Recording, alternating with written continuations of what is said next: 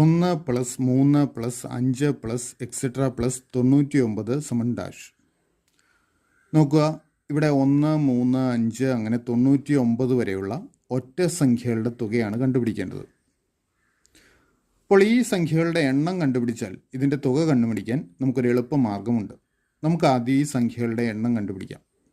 നോക്കുക, 1 മുതൽ 99 വരെയുള്ള ഒറ്റ സംഖ്യകൾ എന്ന് പറഞ്ഞാൽ 1 മുതൽ 100 വരെയുള്ള എണ്ണൽ സംഖ്യകളിൽ വരുന്ന എല്ലാ ഒറ്റ സംഖ്യകളുമുണ്ട്.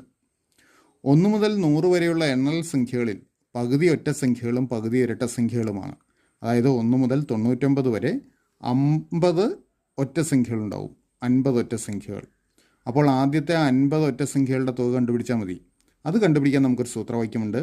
ആദ്യത്തെ n ഒറ്റ സംഖ്യകളുടെ തുക n² ആയിരിക്കും.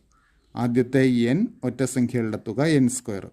നമുക്ക് ആദ്യത്തെ 50 ഒറ്റ സംഖ്യകളുടെ തുക കാണണം. അപ്പോൾ n-ന് 50 എന്ന് കൊടുക്കുക. n²ൻ്റെ വാല്യൂ 50² ആവും.